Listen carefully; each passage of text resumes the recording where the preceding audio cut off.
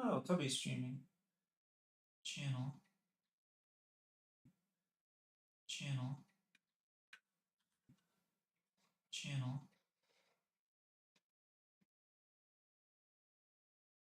Ooh, what is this? Huh. I didn't know you could do that.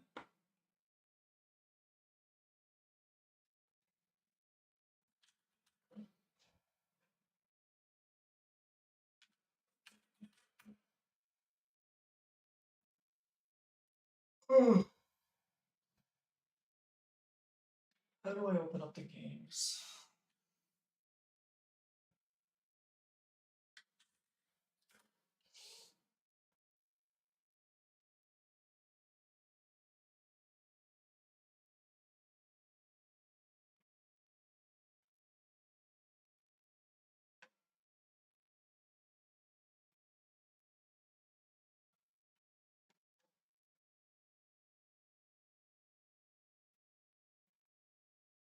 Perfect. That's what I was looking for.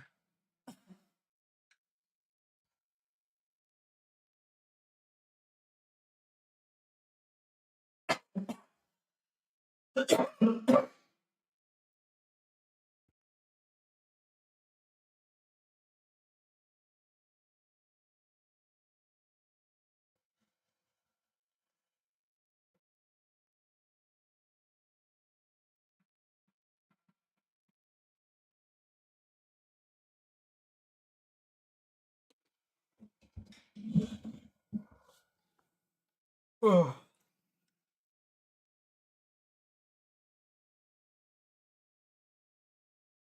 Boy, I am sleepy. It's still early. I don't know why I'm this sleepy, but let's see.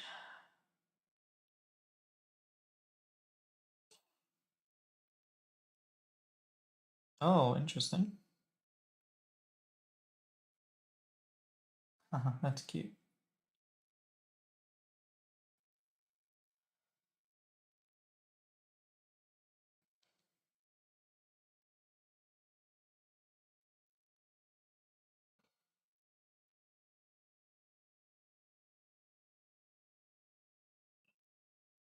Huh? Aw.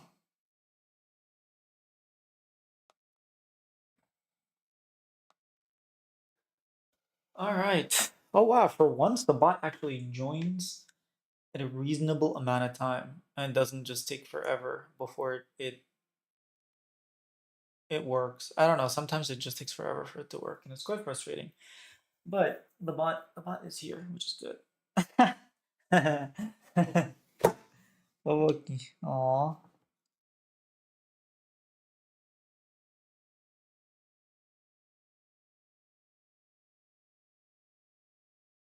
Criatura. Tá bom.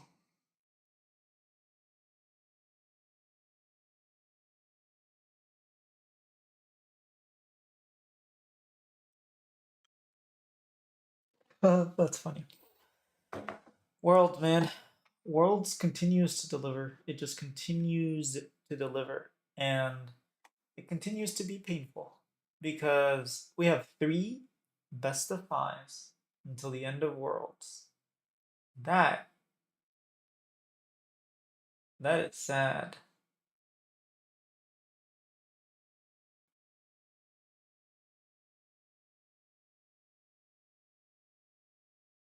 Uh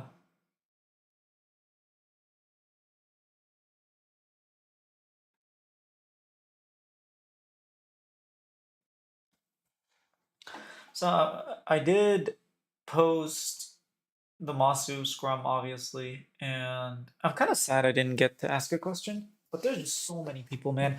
There's so before I could get a question answered every single time. People weren't even asking questions. Like we were finishing before like the 10 minutes are over.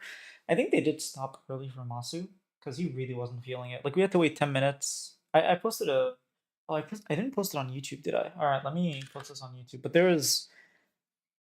I took a quick video of Masu.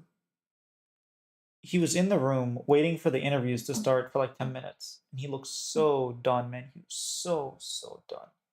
It was so sad. Upload video, select. Oh, I don't even. Oh, crap. Okay. Oh, I'll probably show it on stream in a second. Or maybe later. I guess when we have more people, I'll show it on stream. I mean, I'm gonna upload it eventually, so it's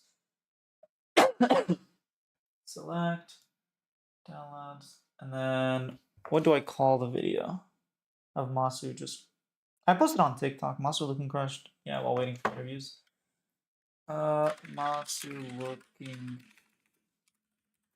crushed while waiting for interviews. All right, there we go. And then I'll play this in a little bit. Not right now though.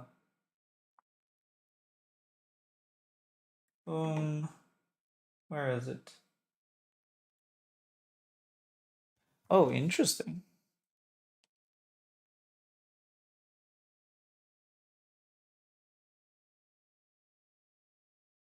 You know, sometimes never mind. I actually know why. Okay, I'm not crazy. Um, but yeah, let me refresh the page. I want to read a couple of the comments to people like responding to Masu and like the scrum where he answered the interviews. One of my favorite comments, and it's probably one of the most upvoted, I think. Yeah, it's the most upvoted comment, and it's basically just someone saying, "Poor guy is keeping it together, but he's clearly and very understandably reeling a bit right now." What a opening question though! Right after they came out of a series like that, couldn't be a single fluff opener. Anyways, I found it very touching that the Hoopu are expressing incredible support for performance, and when I checked, people are saying, "Please don't think about it. What if I done Baron, or what if I didn't hit the cone on my way home? Playing so well under pressure was like dancing with blades. You're one of the best, even among the world.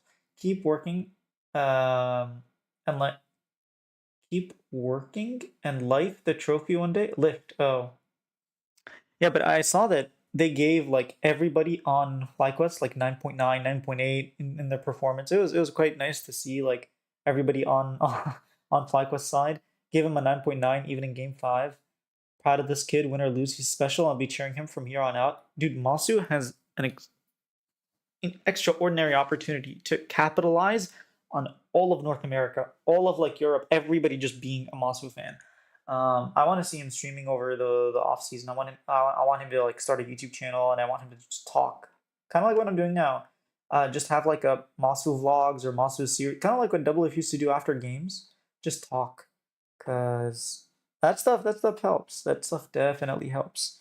Um, I do want to go a little bit over the games, and just first things first. This is what I wanted out of TES.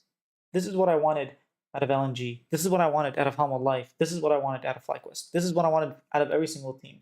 You're coming to the World Championship. You're playing against the best teams in the world with your life online. You put your entire career, your entire year, you have been preparing for this moment, and this is the moment where you bring out all the stuff. You don't like pull any punches. And we saw FlyQuest go out with a bang. We saw them throwing every single punch that they could, and it wasn't enough. It wasn't enough, and that is disappointing, and it's gonna hurt. But it's better than the alternative. It's better than going 0-3. And I had a whole discussion with some like guy who was trolling on Reddit, and he was like, "The West.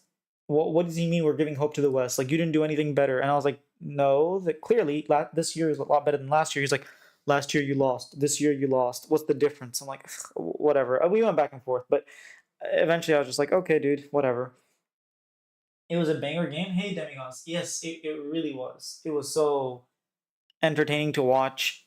Um, and it was just, we got what we wanted. We didn't just lose like TES. We didn't look pathetic. We fought. And we showed up and we fought with our lives on the line. Like we put our heart, our soul. I don't know if you guys saw, but there's like a interview with Bippo, and he was just like tearing up and crying while he was trying to answer the question. He was like, "It's been a long time. Like I don't think I've ever had a crowd cheer my name the way they did here in Paris. I wanted to do this for me. I wanted to do this for the fan." He was just like tearing up while he was saying it, and he was just, like wiping the tears out while he was talking. They really did pour their whole hearts out. They came in with every strategy that they could. They thought of everything they could. Honestly, I'm looking at the bans now. Game two. Oh, they didn't ban it game three, did they? Okay, but games two, four, and four, they had to ban the Seraphine. Like they banned the Ivern every single game. They banned Skarner multiple times. They banned like Vi, Xin so many different times. Gen G were like scared. I might have been late, but I think Ezreal's a trap pick. Ezreal's a poke champ and is safe, but he isn't good at chipping away at frontline. Yeah, John Peng, welcome. Demigods and John Peng.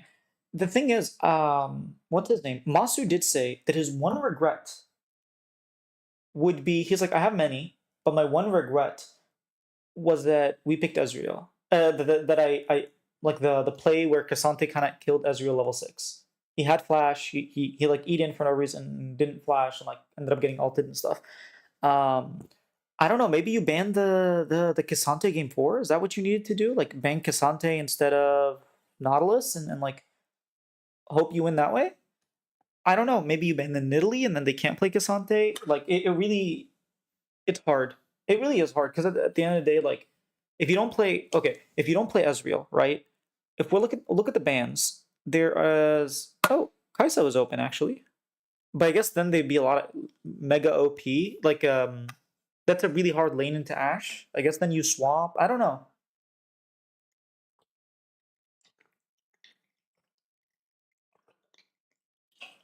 Yeah, Kai'Sa was open, so I don't know. I don't know why they went Ezreal. They went Ezreal game 2 and 4. But I mean, it's not Elk's Ezreal clearly, so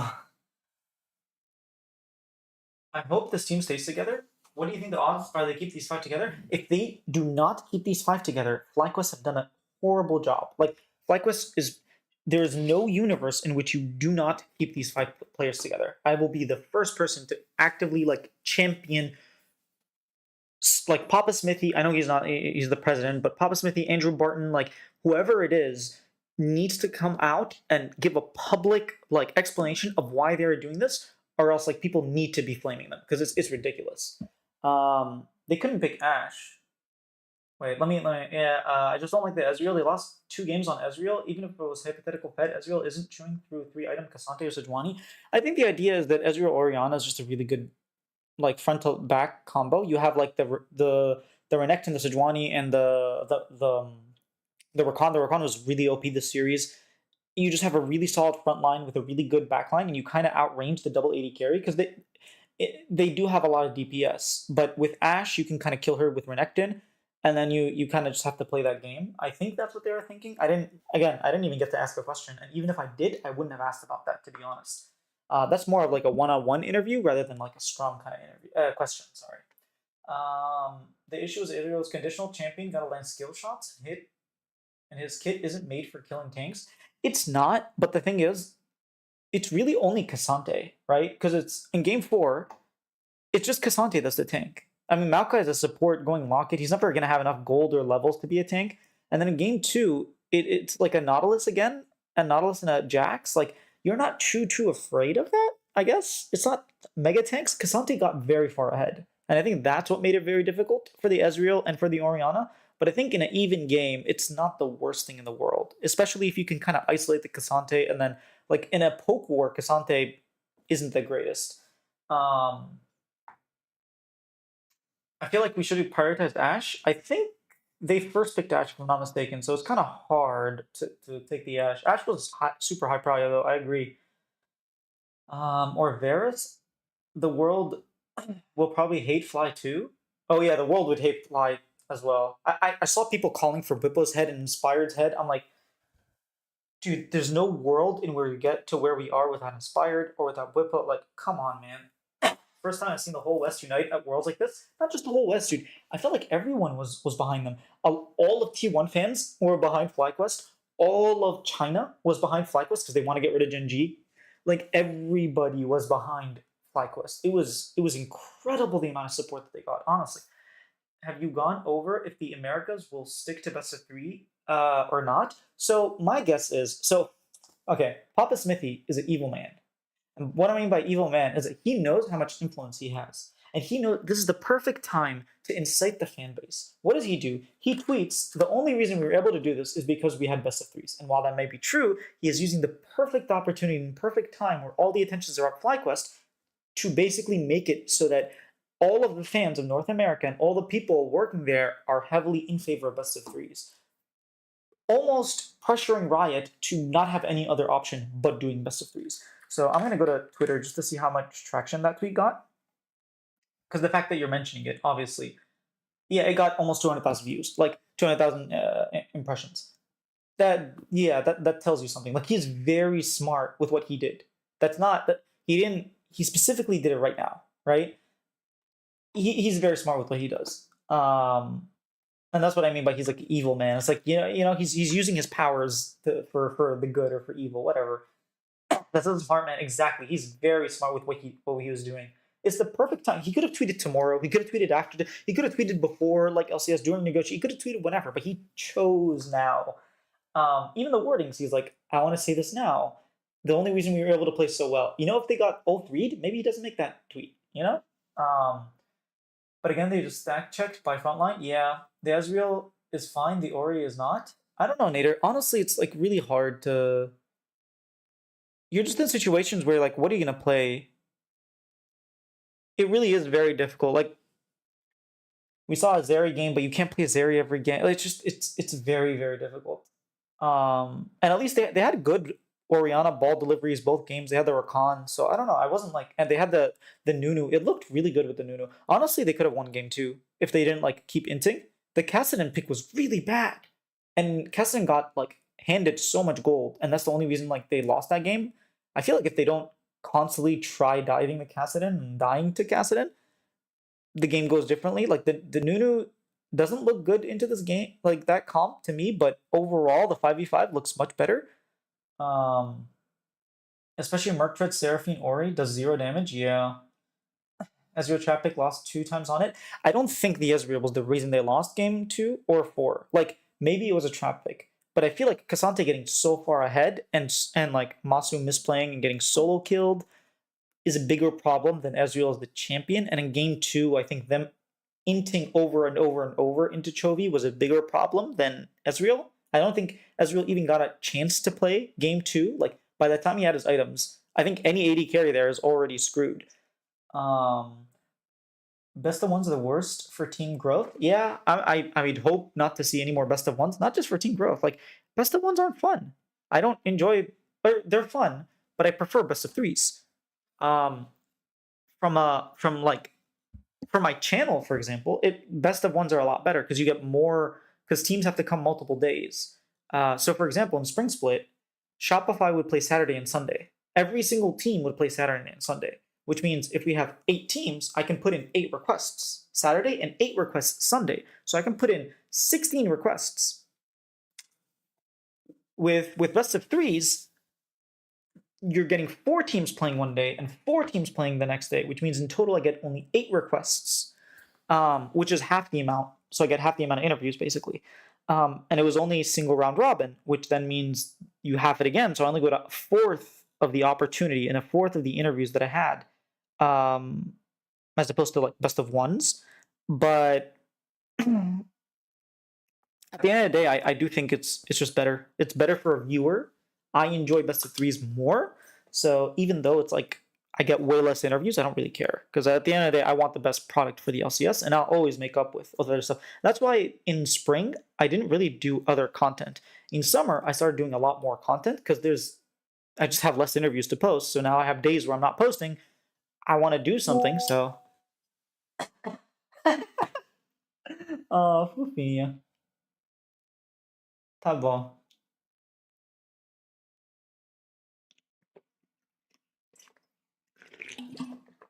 Oh snap.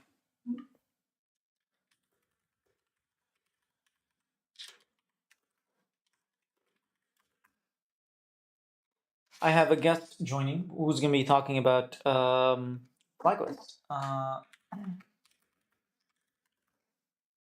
didn't realize you messaged me. My bad.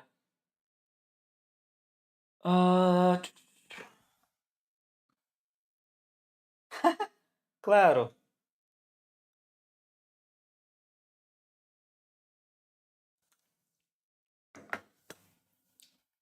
1 second here. I gotta figure out what I'm gonna do with this.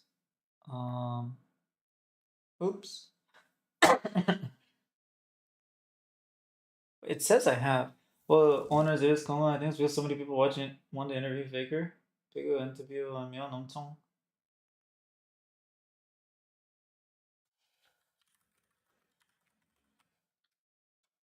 I've got a world hot take. Hey, Razgul the Warrior. Monsters are top 380 carry in the whoa, whoa, whoa, whoa, whoa. Okay. Now that's hot. That is a hot take.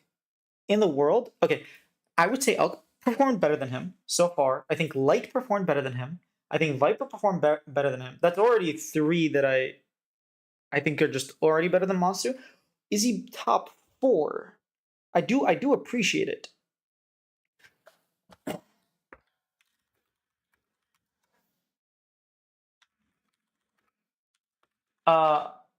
I do appreciate the enthusiasm of top 3, like the question and the take itself. Okay, is he better than Guma right now? I don't think Guma's having a spectacular performance right now. I think he's playing good. Would I put Masu above Guma? Let me think of Guma's game. Like, he didn't have to show much against TES. And all right, let me take this call. I think he might be top 5. I don't know about top 3. Top 3 is kind of hard. All right. Hello. Hello. How's it going? It's doing good. How's it going with you? Is it Good. Audio, camera good? Yeah. Let me just figure out how to do this. Boom. Oh wait, let me do this. Properties, deactivate, and then that way. That way they can see both of us. Perfect. So this is should I just call you Super Ooh? Is that how you want to go? Space, ooh, All whatever. right, Yeah, space. space, Not ooh. super. Sorry, space. But yeah, you guys see him often in chat. He's here, and yeah, we're here to talk about NA. I'm assuming you don't live in North America, but you're an Yeah, NA I do. fan. I live Nevada, Las Vegas. You do. Oh, because you were telling me you were getting groceries. And I'm like, it's kind of late to be getting groceries. So I Yeah, assumed you were in 5 Europe or p.m. something. Okay, I No, see. West Coast, 3 hours behind you. I mean, 5 p.m. is still kind of late, no? What time do you get groceries at? No later than I don't like 2. well when the sun's out, personally. Well, the thing is, if I leave like anytime after 2, there's not going to be a good like selection left. What the? That's a problem? I mean, there's going to be stuff left. Like if I'm going to get tomatoes, I'm just going to get like the not freshest tomatoes. Huh. I don't know. Over here, they have everything stocked up till 11 p.m. and then they shut down the club. Probably because it's Las Vegas. Maybe. All right. Well, I am here for I am your average, I guess, LCS fan right here. Iron 3 and proud. I love League of Legends. And that's all I do. All right. Demigods has a wish that if he had one wish, it would be the entire squad from coaching to staff and everything to stay the same for Fly for another year. I think every single North American fan is wishing for that. Like, would you agree with that? Would you want any changes? I don't want any changes. I think Fly proved that how to do it. It should do whatever Team Liquid did at the beginning of the year. They stuck to their guns and they proved that it matters. I don't know. I guess they did fall at the end short, but I don't know. Going to forward towards like the whole American, what do you call it, situation. I think FlyQuest has the opportunity to be our super team. Our G2 per se. And it was. I would hate to see it break up. Honestly, that's my opinion. I want it to remain the same. I think they did a good job, and I think they probably are gonna stick together. Yeah, I would be very surprised if they don't, to be honest. I do have something that I did wanted to ask, and I don't know why, but I have a feeling that Masu is like, I don't know why, but why are they pushing him so much? Like every other game, Masu clip, Masu story, and I love it. I like to see it, right? But I've been feeling like they're pushing a lot of Amasu lately, and I don't know if there's anything to do with like I don't want to be judgmental or anything, but you know what the whole EWC Uh-huh. and then Masu having like Middle Eastern ties, Pakistani ties. I don't know if Pakistan? yeah, he's from Canadian. I guess his family immigrated from I think Pakistan. No, No, he's no, from Iraq. Iraq. My bad. Yeah. Apologies. Yeah, yeah. But I don't know. It's just I don't know. He feels very you know what I mean? No, not at all. Like that's how you make stars. Stars aren't made by like not talking about them and not like he is a prodigy. That's what he is. He is, but I don't know how did they guess that he would make it all the way like I don't know like the videos they made for the worlds, the Lincoln That is Park. strange. That is strange that they picked Masu. I agree with you. And not even that from the LCS finals, they were having those clips about Masu like already pre-recorded and only Masu. They didn't do other people. It was like that specific camera where Masu was just sitting in front of the camera, just talking very deep about his story, his family, his struggles. Well, Every now that's and a then. that's not the reason is that because earlier in the split they did like a whole feature around Masu. They do one every year. So they did contracts, for Yes, example. They've done one on Sneaky from a while ago. So they do it for different players. It's just this year Masu is the rising star, and so they were doing it all around Masu. I think it makes sense considering he's it like does. It makes a lot of sense. I love to see it, but maybe because it's actually working and there's success behind it that it just stands out to me a lot because it's still going. It ended today, I guess, but there was a lot of Masu promo all year, and it just felt kind of odd because I'd never seen anybody be pushed forward as much as Masu. I mean, in You know? spring, it was all APA. It literally was just like during spring and MSI, it was APA, APA, APA. Like literally, summer split was all about APA until Masu won. It was all about APA. Even the slogan was like "Talk your split." It was straight up from APA trash talk. It was pretty much APA until Masu started Masuing over people. So I'm not entirely sure that I. It didn't feel weird to me. It felt natural. Like he was rising, and you always want to have the spotlight and the person who's in the spotlight. You know. Okay. All right. No, I'm not against it. I love it, but I just felt like I saw Masu a lot. But I'm all for the Moscow Masu, so Yeah, I I mean, I just leave felt it at back in that. 2022 when we had JoJo like debuting. It was a lot about JoJo and Danny. Like it was a lot about them, and they were in the spotlight, and everyone was talking about them, and it kind of. I just feel like this is one of the first year where I feel like LCS has improved a lot in its marketing and social media and like content wise, and I think we're noticing that. Maybe the reason you didn't feel that way about JoJo and Danny was because LCS dropped the ball on them, but it's not that they weren't trying; they just weren't as good. This year, they Yeah, the actually got whole a new G sort of like switch. chief marketing officer or someone who like they got some new management when it comes to marketing and content, and I think we really feel that as well as Mark Z probably. All right. No, but I love FlyQuest. I hope they stick together. I like what they're doing. I like Smithy. I like Duke, everything. But the thing is, like, I don't know. They never really care about what the fan wants. It's always business or their deals or their desires. You know, they never really consider the fans' opinions or It's a good for good reason because they have so much more information behind the scenes. Like, let's say, for correct, example, Inspired correct, doesn't want to correct, play with correct. Bippo anymore, right? Like, so many people were saying, "Why'd you get rid of Jensen?" Oh, it must have been Inspired beef. Apparently, it was Whippo who went to management and was like, "Hey, if I don't want to play with Jensen anymore," like we everybody thought it was an Inspired beef. Turns out it was Whippo was like upset at what Jensen did during MSI, and like you never know what's happening behind the scenes. Maybe going into next year, Quad is like, yeah, I don't actually want to play with Busio because he like eats too much ice cream. I don't know, like stuff can happen. Yeah, JoJo, MDK. You're right. Anything can happen. We were so close to getting him. I'm a little sad that we didn't get him on Shopify, but it is what But it is. I I think it is a good move if JoJo starts pooping on the EU mids. Is gonna paint LCS as the third top seed. We FlyQuest did that thing today. JoJo will do his thing then. and hopefully we stay above CB Low and LLA. Will be the top third tier. I don't know. I I don't know. I I got hope hope so. for the Americas.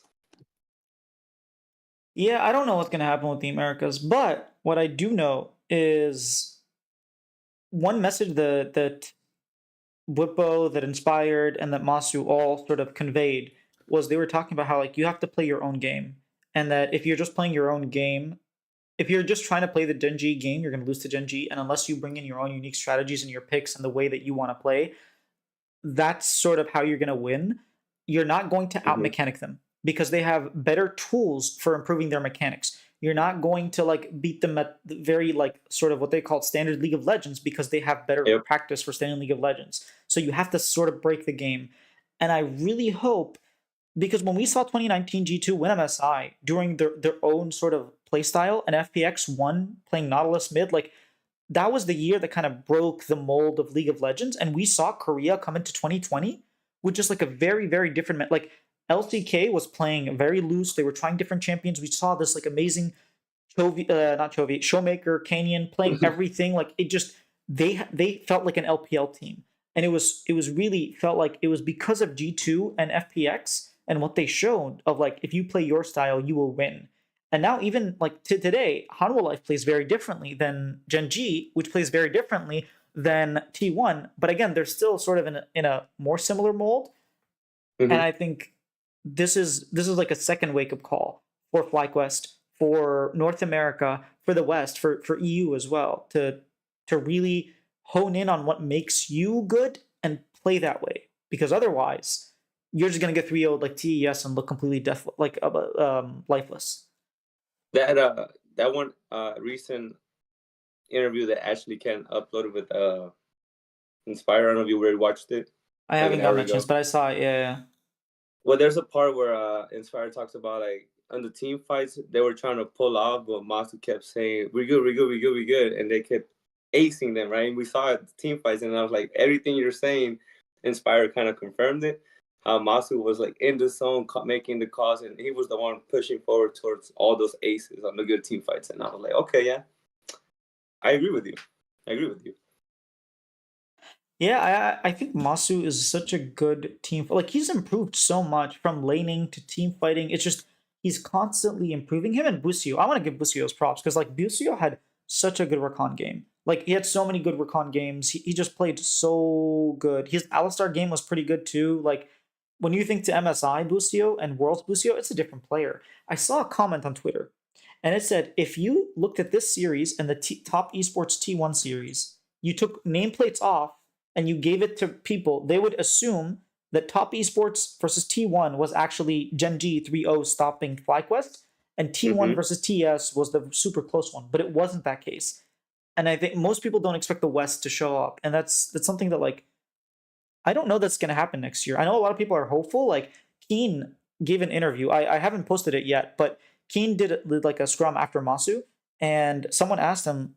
This lady asked him. I think it was maybe Lucy Weir. I don't know. Someone asked him, and she was asking if he thinks that the gap is closing, and he said, "I don't. I don't know. I can say that. Like it's kind of difficult to say that now, just because it's like one game, you know. But we kind of have to wait for next year and see if they can continue to do this or if this was like a one-off kind of thing. And I won't be I think surprised if this is a one-off thing. I hope it's not, but I wouldn't be surprised if it is. Nah, I think we're due for all the copium and hopium we've been huffing and puffing. You know, like I told you, I started being a fan in 2021. And from the start, everybody was the LCS is dying. North America sucks. We are no good, right? And I would watch the games and I was like, we suck 2021. 2022, we did okay. 2023, we did Well, like, no, it's like we are 2021 we made getting, it out of quarter. We made it to quarters. 2022 we did not. We went 3-15. but 2022 there's was a our thing worst like year people, ever. it's almost like the elections. People forget about everything and reset their minds and just focus on the same issues. Like, no, bro, we've gone over this already. We're good. But the year comes, oh, we didn't make it. We blah blah. You know, we want to be Debbie Downers, and then. But I feel like as a region, we've gotten good. We've gotten good. As I mean, they got rid of the whole amateur scene and stuff, but at least some rookies still managing to slip through the cracks, you know. And hopefully a couple more will come next season. And I don't know, it's just this is the revival of something great to come. Like yesterday night, friend sent me a message. Do you still play Fortnite? I was like, yeah, sometimes, but I'd rather play League. Oh, can you play with me? First day playing League of Legends because they kept Nice. seeing videos of how popular and how great and how this it is. And I found it weird, because they come from Fortnite, which is something completely different. Mm-hmm. And yesterday we were playing just ARAMs, and they, I mean, of course, they hate the game, but they want to be good because they hate the game, right? So I don't know.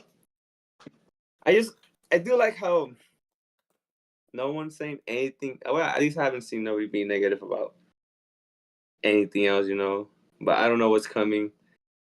I have opinions, I have things to say, but it's like, what are we looking forward to? Well, I will say the reason North America looks better than Europe this year is because FlyQuest and Team Liquid the entire year have been like pushing each other, whereas G2 only had G2. Mad Lions wasn't like good the entire time. BDS wasn't good the entire time. Fnatic was like generational level of throwing that and inting that they've done. It was just G2, and they had to push themselves. Whereas in 2019, they had Fnatic, who was pushing them all the time, going to 5 games. And right now, we have FlyQuest and Team Liquid.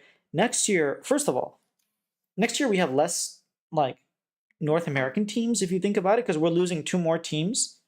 We're getting 2 other teams in replacement, but who knows like what brands they're gonna have, how good they're gonna be, who are they like fielding, if we're fielding LLA players for the LLA team, if we're like who knows, right?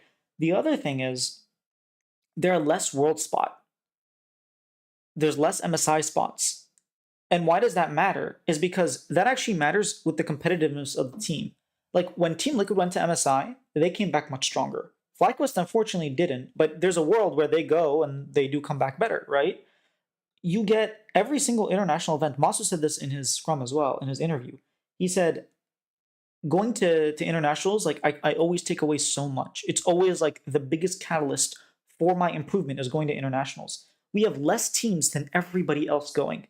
Europe is getting 3, China is getting 4, Korea is getting 4. Like at MSI, everyone's getting 2. We're only getting 1, and so now you have less teams that are able to like compete with the top teams. They're improving less than everybody else. Like there's a genuine reason like to think that the gap might start opening up between us and EU, and we might actually not actually be like Jojo could finish on Mad Lions third, and he could make it to Worlds, and like FlyQuest might finish third and not make it to Worlds.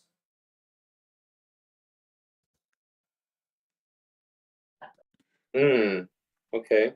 So I don't know that it's all like it's not all doom and gloom. Like obviously there's a lot of hope, but I think that depending on what the structure looks like, depending on how often these internationals are happening, there's a lot of like we need to find out. Hopefully within the next couple of weeks, like I would be very surprised if Worlds ends and we don't know what's happening next year because it'd be like 2 months away from the start of LCS and other Yeah, regions. be surprised. Really, it's right.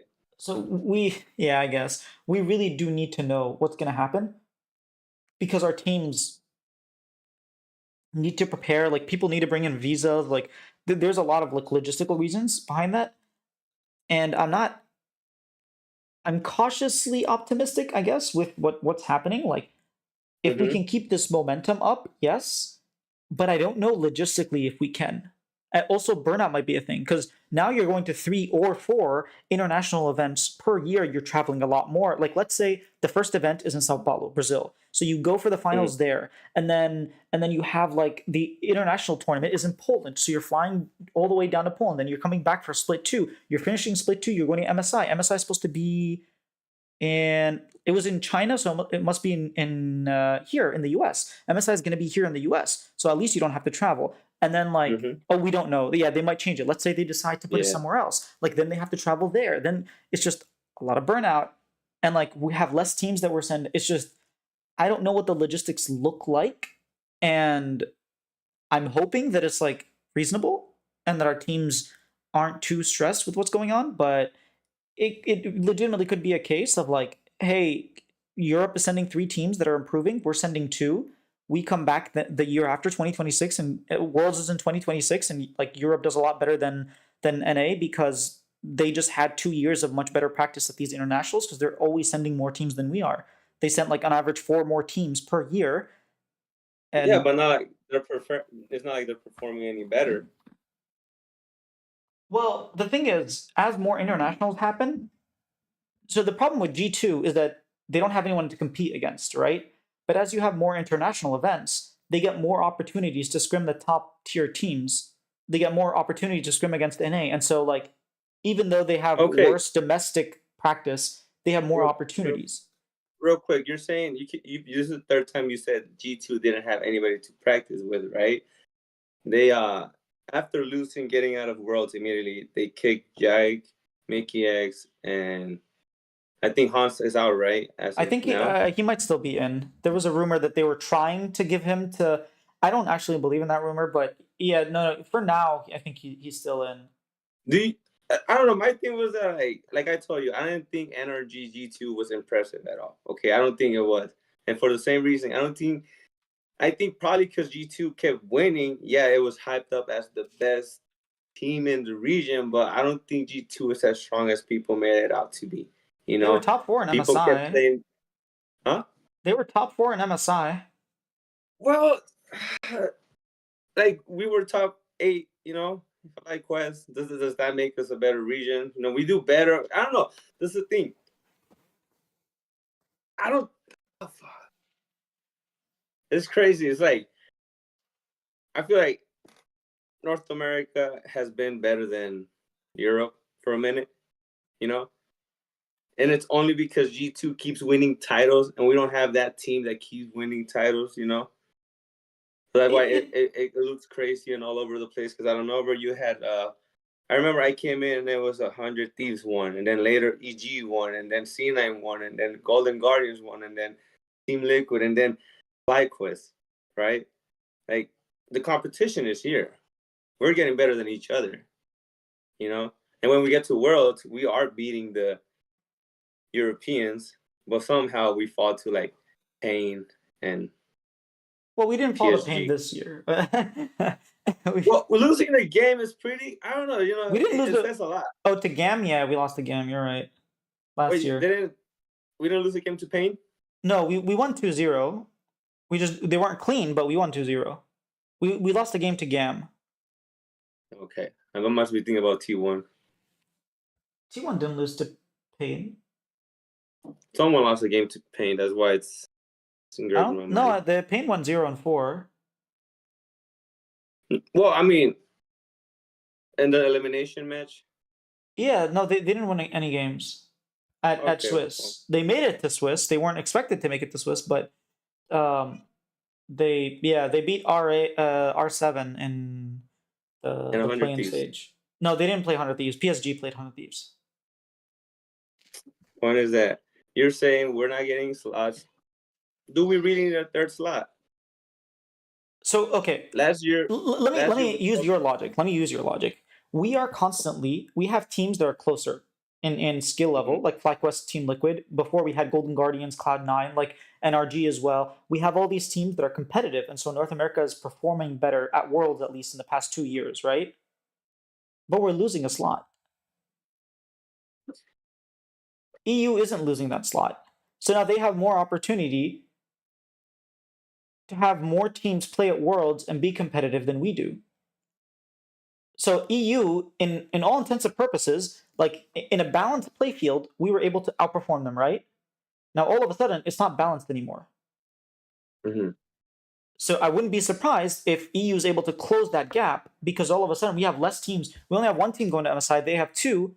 All of a sudden, G2 and Fnatic, like G2, Fnatic, their level goes up. Or let's say a new team like KC, they bring in Kalis, they bring in like Yike or whatever, and like they're a better team. You have G2 and KC, they're challenging each other. We have TL Fly, but only Fly makes it to MSI. Fly gets a lot better, Team Liquid doesn't, whereas KC and G2 both get a lot better. Come World time, they've had a lot better practice than we have. And it's not that simple, obviously. It is. Um, It is not because I keep thinking about there's nothing. concrete about this. Every year they change the structure, the layout, the brackets. They switch everything up. Last year we had the planes for the play-ins. EU versus NA, and then this year just forget about it. It's Yeah, like I mean the whole ecosystem's changing, so I don't know that you can. Are you gonna consider EWC as a main event, or is it just like a filler for Well, it you? depends on what Riot's doing with it. If Riot's gonna like make MSI and EWC join them, then yeah, it's just gonna be a main event. If it's just gonna be this own thing by itself, it really depends on what we don't know what it's gonna look like. If it's gonna keep looking like what it looks like right now, no, it's not a main event. It's kind of like what IEM used to be in the past, right? People say NA didn't win anything internationally. Like we won an IEM when Rocks Tiger, I guess GE Tigers were there, and like we won a really tough tournament. Like we did, but it doesn't count because it wasn't like an it was an IEM. And same thing, if Team Liquid had won somehow in some universe beaten T1 and beaten TES and won IEM, not IEM, like EWC, no one would count it. Especially since they didn't make it out of groups like Swiss, no one would count it. So as long as it stays the way it is, no one's gonna actually like consider it like canon. But if they merge it somehow with like let's say the first international tournament is part of EWC or the second one, then I do think then it becomes like a main thing. I'm just waiting for Mark C to get back from his PTO. I'm pretty sure he's back, right? His honeymoon's over. I don't know. I keep seeing the thing about the past. What do you call? What's Mark C's title? Commissioner. Commissioner. Yeah. How the past person like slipped out of the position after a sabbatical, after a vacation. Oh well, it's different. Sabbatical and like getting married, I feel like are slightly different, you know. And I don't think Well, Mark it's Z would still just leave. Like, what is he gonna do? I think this is the job that he wants. well, right, right. But what is the job now with all this mixing in, Oh, I all this assume happening? my assumption is he's still gonna be Head the honcho, commissioner for LTS for like America's North or America's. whatever it is. There's going to be a little bit more like influence from his boss, who's like the person who's in charge of Riot Americas, right? The Brazilian guy that everyone in Brazil hates because he got rid of CB, you know, like yeah. So it's going to be a little bit more like red tape around what you can and can't do. But at the end of the day, Riot does want to keep us relatively separate. So I don't imagine it's going to affect him too much because he was already working with him and he was his boss to begin with. So he was running things by him anyways. So I really doubt it's going to affect them very, very much. But um, I think that you saw the Papa Smithy tweet where he was saying how he like the only reason we were able to compete is because we had best of threes and it got like I Yeah, can check right we now, it don't has like make sure. 200,000 Yeah, views on it or 100, yeah, 198,000 like impressions. The success of FlyQuest is a large part from LCS moving to best of threes, and like please don't go back to best of ones, and like everyone's agrees with that. I think that's a very smart play what he did to make it so that everyone's like on aware. board. No, everyone's on board and pressuring Riot. I would imagine maybe he heard some rumbling of LCS Hmm. moving back to best of one, and so he like tried to nip it in the bud by saying like I wouldn't be surprised. Yeah, No, try to put your foot down. yeah. Okay, I have a question. Go You ahead. think anybody cares about the LLA or its fans? Because I remember a year ago, I think still we had the Viva la LCS. Remember LCS in Yeah, Spanish? Viva la And LCS. then Yeah. out of nowhere, just disappeared, didn't come back. So here's the thing. Like they had layoffs and stuff, so I can understand why that didn't come back. Mhm. I think that the LCS doesn't necessarily care. The LLA was like kind of imploding to begin with. They kept losing teams. I think they only had 7 teams this past split. Like Mm. it was kind of dying on its own just because the Yeah, ecosystem was every year very they kept. unsustainable. No, There are very passionate fans. Lucy I Weird, agree. yeah, Those Lucy those Weird is a content creator that she's like I'm not part of like My C Sports in Brazil. I'm not part of like Yahoo Esports in China, or I'm not part of like Horizon Esports in Korea, like or whatever. Like there are a lot of different outlets. I'm not part of like what's in that like UK Esports or Dot Esports. I'm not part of these things. I'm just a content creator. Lucy Weird is a content creator too in South America. She's Peruvian if I'm not mistaken. But yeah, she's from LATAM, and she does what I do. She goes out, tries to get interviews, like does the same kind of thing. She's obviously a lot bigger than I am. Like I'm not trying to compare myself to her. I have a lot of respect for what she does and how long she's been doing it. But like there are a lot of passionate fans. And it's gonna suck for them, and we're gonna gain a little bit of them. I don't know how much we're gonna be able to like hold on to, just because, as far as I know, no one actually like besides Rafa maybe, no one identifies with the Spanish community. No one's ever made content for the Spanish community. Like we don't have Spanish representatives, even if we might have people from Spanish like lineage, or they might be Latino. Like they don't. They're American at the end of the day. So I don't know how much that's going to translate with just one team moving, unless it's like a super big team, then maybe. But yeah, I really don't know. I actually messaged Lucy and I told her like, hey, can like maybe can we talk about this like just to understand what's going on? She's like, sure, I'd be down, but I need more information. I don't know what's going to happen to begin with. Like I don't know what to Totally talk no. about. Yeah, she's like literally, she's like, I'll let you know as soon as we get more information. We never got more information, so we've never talked. But hopefully, once we find out the team and stuff, like I'll have a discussion with her. Maybe I'll even like record it and post it, or I'll like summarize the learnings and try to like explain what we think is going to happen. But I think it's a population to tap into.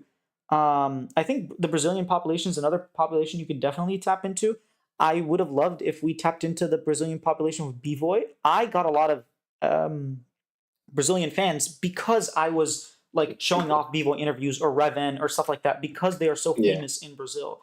So I feel like we definitely can do that. It's just a matter of like we're not How? tapping into no, not even how. We are incapable of tapping into North American fans. Yeah.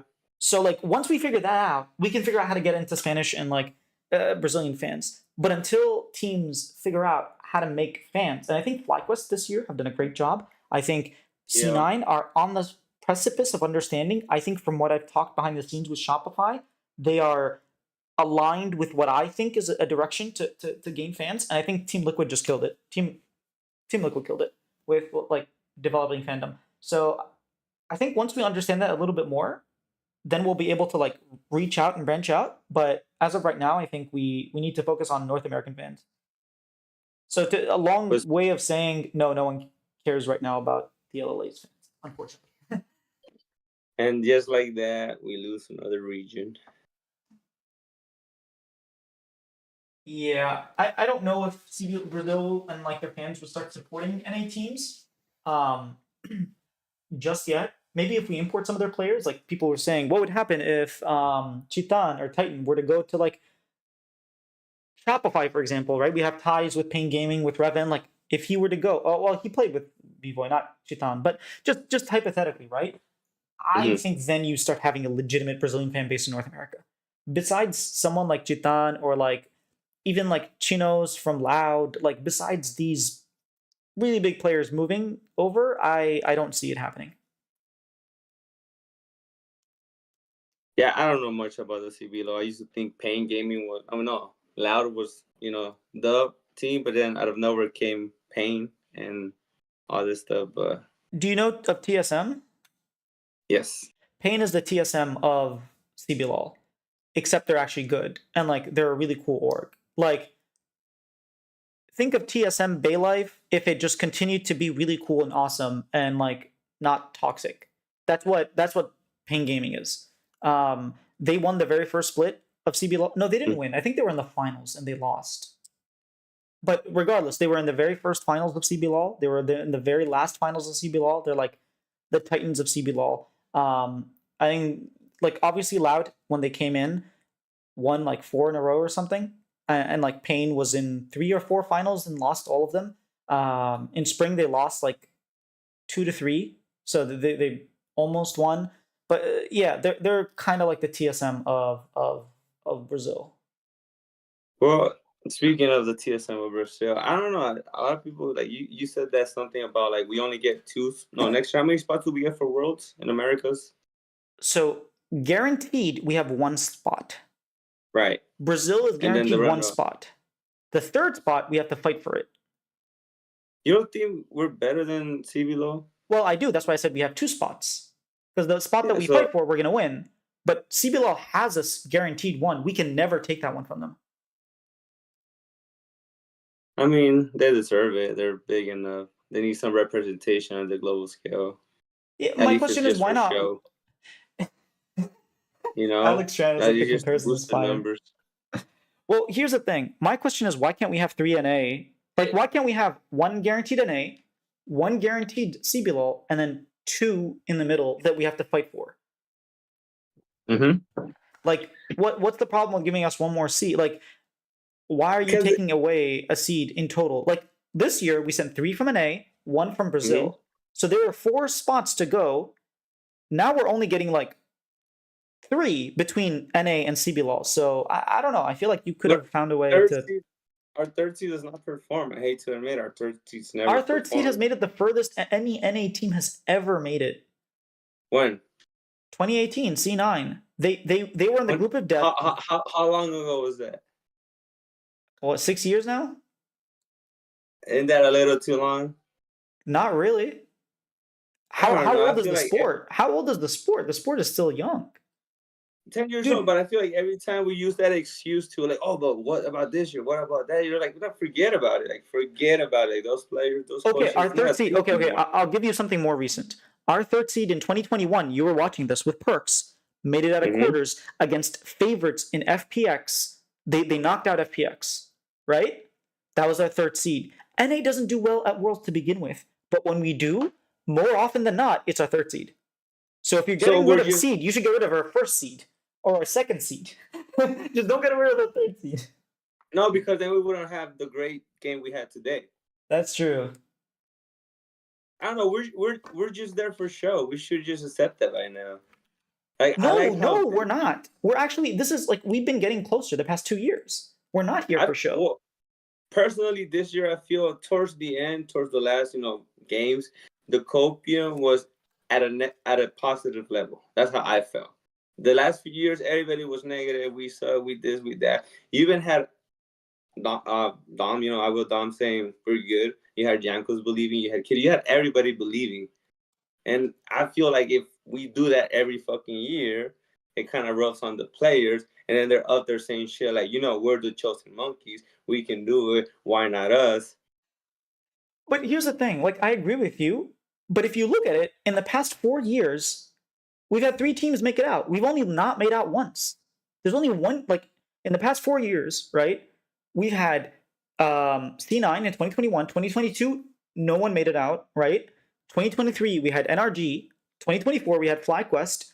So, like, if you're looking at the past 4 years, we've outperformed EU. EU in the past 4 years have only gotten 1 team out.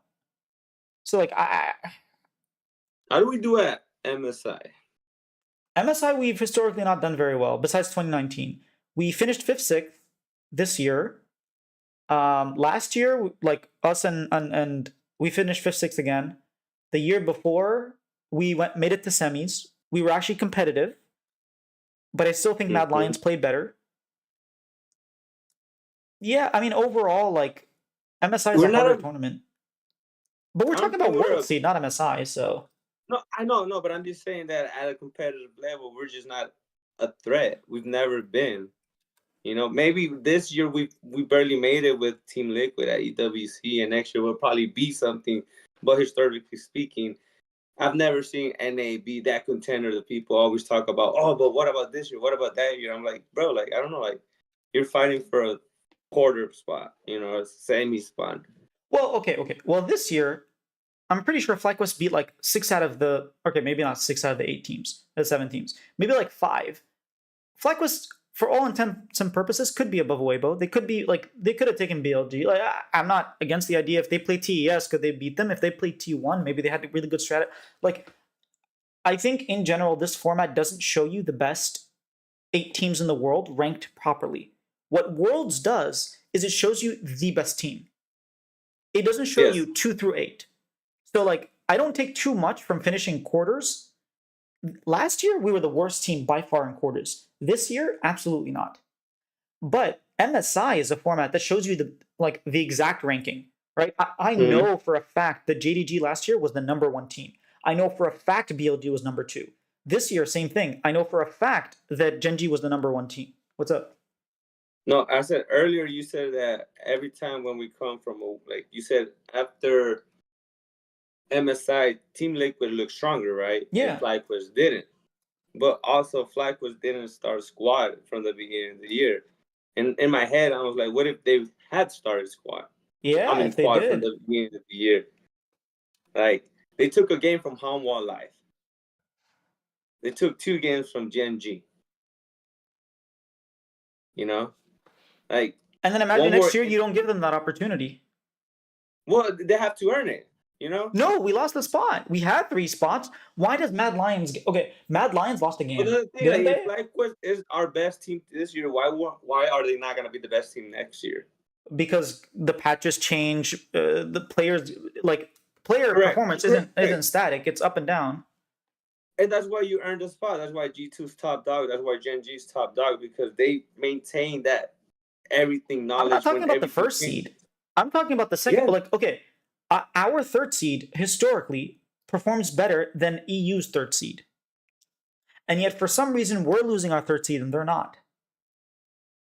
I don't know. I feel like we focus too much on how we perform and how we do against EU.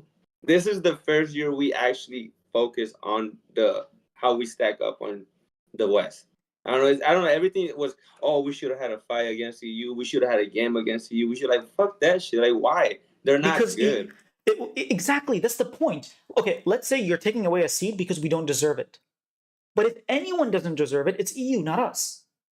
That's the whole point. The point is, Riot's like, oh, we're going to start taking away seeds from the weakest regions, right? So you look at all the APAC regions, they put them all together and they only get 1 seed now. They got rid of or 2 seeds. They got rid of like 10 different seeds that normally come out, right? That's why Riot Worlds is like going to be only 17 teams. They got rid of all those teams because in general, they don't perform. And then they went and they're like, oh, what other teams don't perform? CBLL still gets theirs because they're popular, right? Even though Mm-hmm. they don't deserve it compared to us. And then you look at EU, they're not they don't deserve it, but they still get to keep 3. So now we're up in arms being like, why does EU get to keep 3 when we're outperforming them? We're playing better than them. Historically, our third seeds have done better. Well, That's why we're from comparing with my EU, view, not EU is Korea, like a because whole, but EU is like a bigger region, like geographically, right? Like I don't know why from the start NA I don't know about didn't that. start. The North America is pretty big. No, I understand that, but like we started from North America, LLA. You know, we were divided from the start, We were right? what? We were divided from the start. Yeah. No, Yeah, but NA so has always been like NA exactly. So, NA is but really EU, big. what I'm saying is with the EU, it's like it takes all these little countries. They're small countries, but countries nonetheless. And I think like it's a different type of effort. It's But it's more still 10 people. teams. It's still this. I guess you could argue they have 3 seeds because they have more seeds, but we have more teams because we have 8 in NA and 8 in Brazil, and together we only get 3 seeds. But Aren't they cutting down to 6 teams? Brazil. Yeah, so that's 12 teams. Sorry, yeah, not 6. 12 teams versus 10 teams in EU. I don't think we're gonna have 12 teams next year. That sounds too much. No, it's 6 in CBLOL, right? 6 in South America and 6 in North America. It's not No, 6, but it's like, 8. It's 8. what's the guarantee that all those 6 teams will remain and we'll have a 12-team league? Oh no, sorry, it's 8. I don't know why I said 6. It's 8 teams in total because NA is going to have 8 teams, right?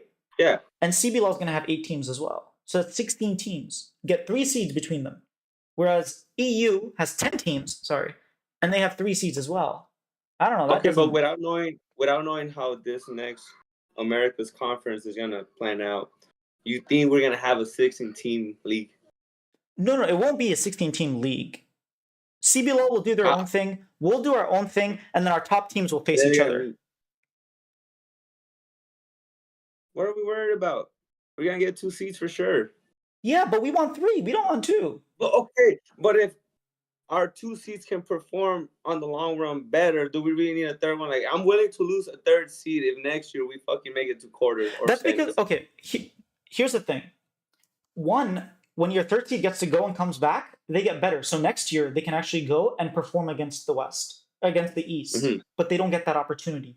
Two, we don't get an opportunity to fight for that seed. You know, if they said, you know what, the third seed, like we'll give an extra seed, there'd be like a floating seed, and the best team, like kind of what they did with BDS versus GG. If we can have that for that last seed, I'd be so down. But we don't even have the opportunity to fight for it. Why do China I and feel Korea like get 4 seeds? Let me ask you this: why do China and Korea get 4 seeds? they're better. It's more Exactly. entertaining. We're better than EU. So shouldn't we get the more seeds, not EU? Yeah, but we're not better. But who are we better than after EU? We're not better than Korea. We're not better than China. I'm not saying take away seeds from Korea and I mean, China. are we better than the BCS? Yeah, we beat them. Are Our Yeah, but are second we seed better? beat their Like, first seed. So yeah, we beat them. yeah, but the way the games look, like right now, are we better than Korea? No, but I'm not saying take away because of. I'm not saying take away a seed from Korea. I'm saying take away from the worst region. If you're going to take away seeds, right? Let's say you have to take away seeds. Do you take it from the best region, Korea and China, Yeah. or the worst region, EU? Oh, I mean, I don't know. There's the things like they do the things they do because of what they know. You know, it makes sense to them, and I accept it because at the end of the day, the best team has to advance. All right. It could probably be one Korean team versus 6 NA teams, EU teams, and probably that one Korean team would always make it through, wouldn't it? If they're that good. I don't know about that. Maybe, yeah. But here's the thing. we're not. I don't know. I don't think we're that good to be like up in arms about that third seed. I don't know. Like our This year third we seed, showed our that C9 would have never made it to semis if we didn't have a third right, seed. C9 would have never made it but to quarters if they didn't have that third unfortunately seed. C9 is not the C9 of old anymore. It You was know, 3 years ago, man. It wasn't. It wasn't that long. last time. That's a long time ago. Not really. It's esports league. There's like 3 seasons, 2 seasons in between. I feel like it's a long time. You're considered washed at 21. Come on. Yeah, that's changing. I mean, look at Chovy. Look at like all these different players. Viper, like Peanut. They're not really considered washed. But No, well, not I mean the average, average Joe. I'm not. There's yeah, special few. There's special fews. We're good. I don't know. We shouldn't. We don't deserve it. You know. But so how this do year we we deserve it? proved Is my question. hmm? How How do do we we deserve deserve to it? perform Yeah. better? Huh? Win world. Perform better. So why Win. why do EU deserve it? Is my question. I don't know if they deserve it or not, but I know that our first seed and second seed performed better at a global scale this year. Okay. Okay. But I also know that that means nothing because next year we're mixing it up with another region. Yeah, So it's gonna be very weird. that's what I'm saying. I want to think about it, but then it's like, does it matter? Does it matter? Because does it even exist? It's a Schrodinger's league right now. Does it even exist? I guess that's that. Okay, I will give you that. Forget the argument about seeds. Can we make sure that we don't keep losing North American teams?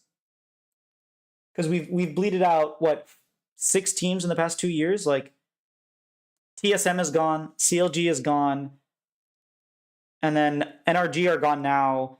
Immortals are gone. Yeah, we've lost a bunch of teams recently. So who do we lose really? Well, last year we lost EG and Golden Guardians as well. Then we Okay, lost that one gets NRG, sad. IMT. Before that, we lost CLG and TSM. Like we've been bleeding teams. That's for sure. But we should be good. We should consolidate. What was that? I don't know. How many leagues were there at the start of League of Legends? At the start of LCS, how many teams were there? At the start of LCS, I think there was Yeah. 12 team. There were 12 teams competing, or maybe yeah. I think it was. I don't remember LCS 2013 spring or summer. I can look at the fandom page. There were 1, 2, 3, 4, 5. Oh, it's just 10 teams. No, wait, what? This is 2023. Because I know it started small, they went big, and that fucked them over because then they started doing split streaming and all this stuff, and then they went back. We're going back to the same shit we started with. Yeah, it was 16. No, it was, I don't know. 1, 2, 3, 4, 5, 6, 7, 8, 9, 10, 11, 12. 16. 8? I don't know. 8 teams, something like that. Yeah, I can't count. I don't know which is which. That's the problem. Okay, when did LCS peak? Probably you? season 5. For me, when did it peak? Like Yeah. season 6, 5, 6. Those were like the highlights of League for me. All right, LCS season 5 teams. We had 10 teams back then. We don't have most of those teams. We had Coast is not there. We had Winter Fox at that time. We had Team 8. Like all those teams are gone. But it was a region of 10 teams, right? Yeah, it was 10 teams. Next year, what? We're gonna be a region of what? Technically 8 and 8, 8. but more like 6 NA and then 1 guest slot and 1 LLA team. So functionally, I say 6. I don't know. I like okay, look, how do I put it? I'm not a knowledgeable player. You know, I'm not a knowledgeable analyst. I'm just a big fan, and I base everything off vibes, right? I told you, Flag was gonna win. It was gonna fight. You're like, no, Gen G 3 or something. I don't know. You're really negative though. We're good, all right? The viewership is growing. The fandom is growing. It growing? Is it growing? Is my question. I don't think it is. You don't like co-streamers? Do I not like them? Co-streamers? Are you a fan of co-streamers? Do you consider co-streamers as a number? Oh, absolutely. They count. All right, so then I guess going off viewership numbers, we are growing. Very little. Like, yes, okay, we are growing, but is it enough? Like, here's the thing: we were at like, let's just random numbers. We were at 100%, right? Mm-hmm. And that's what you need to have a healthy league. Let's just say we were above 100%. We were like 200%. We were doing great, right? Then we fell down all the way to 20%. Mm-hmm. And now it's not sustainable. Around when? 2022, 2023, we were down to like 20%. All right. And now in 2024, we moved up to 25%. Right. But what if, like everyone else around the world, COVID impacted them in every aspect? Global trade was halted. You know, a lot of things have been. Esports grew during COVID. Huh? Esports grew during COVID. LCS grew during COVID. What happened to FTX and all those other funds and money? Oh, FTX was a scam. That's a whole different thing. You see, but what I'm saying is that COVID or whatever, like it was affected, and everybody was stunned, you know. But we're still here. It's not everybody. I will tell you, there are so many people who grow from COVID. There are so many different companies that absolutely killed during COVID, made billions of dollars. I mean, look at Zoom. Zoom wasn't a thing until COVID, right? Skype existed. Zoom saw an opportunity. They took it. Skype is dead now. Like, there are companies that were able to utilize it. So many streamers are only popular because COVID. Well, I'm talking about the established LCS broadcasts and teams and everyone. You know, they had to, you know, the whole mask, 6 feet, blah, blah, that thing. Like they dropped the ball. They dropped the ball. What? It's kind of hard to say they dropped the ball when like different states and countries had different laws. Okay, when did they get on TikTok? 2023. They really started using it in 2024. When did TikTok come out? When was it most popular? When did it make sense to get on there? 2020. Like, they were late to everything. You think the average League of Legends player is on TikTok? Absolutely. They're all there, bro. They're all there. You know how many League of Legends streamers made their careers off of TikTok? Miss Chim Chim, you know her? She shows up on LCS. Yeah. She made her... The reason she exists, we see her, is because of TikTok. There's some... Tutti Frutti, or whatever, Woody Fruity, whatever his name is, the Gragas player, like the Boomba guy. Like, they're all just based off TikTok. Damn. I've never seen any League content, but like maybe comedy, little parody sketches. an It could be animation. like your specific like curation, but I'm pretty sure like if I were to open my TikTok right now, every fifth video would be like a League of Legends video. Well, correct, but even if you let's say you type LCS, LCK, the top videos aren't as popular as a soccer clip or a No, no, baseball clip. it's not about being more popular than them. You just have to have some popularity. Well, no, it's not about, but it does indicate how many people it is reaching out, how many people are out there Oh watching no, it shit, just indicates how stuff bad like your that. content is, whether it's good or not. There are people playing Warzone, a game I don't even know still exists, and they're getting millions of views. Dude, okay, let me just so you know, there's this guy. He has 11 million followers. You know, all he Mhm. does is he tests out pens. He has a clean sheet of paper, and he goes and he like scribbles on the thing, and he tells you how good the pen feels. He does like specific tests. This guy has millions of viewers. He has more views than the LCS. Who would watch that? And what's his name? Millions of people. I'm pretty sure he's called the Pen Guy or something stupid like that. Let me look. The pen guy. Pen Guy. Well, as stupid as it Pen sounds, Guy on TikTok. Let me look. the pen guy found himself another fan. See, you want to watch that. But here's the thing: people are taking this Exactly. opportunity. There's a crowd for everything. I don't know. What I if like how you actually wanna.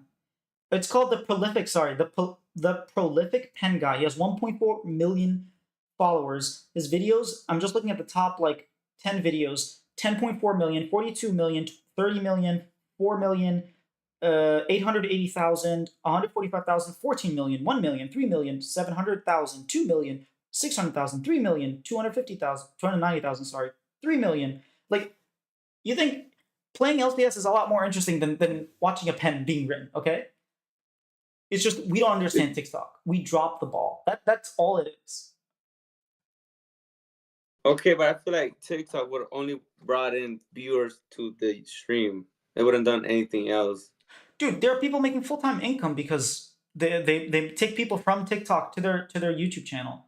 And then people subscribe. Merch. There's so many people who like have merch drops because of it. Like here's the thing. I'm not even like complaining about. It's just in 2020 to 2023, really, LCS really dropped the ball when it came to content creation. 2023, they really tried to start like improving. 2024 was a lot better than 2023, and hopefully going to 2025, we're doing better. But at the end of the day, if we don't do something now, right? Like what we're doing clearly isn't enough. Because going from 20 to 25 isn't enough. We need to go from 25 to 75. Like we need something, we need it now. Because otherwise we're gonna Oh, keep dropping teams. That's how how is it serious right? it is. How is it their fault about the content that gets of League of Legends? Like, it shouldn't it be like content creators? Because I'm a Well, fan when the of you, but NBA doesn't make content, like that's on the NBA and the teams, right?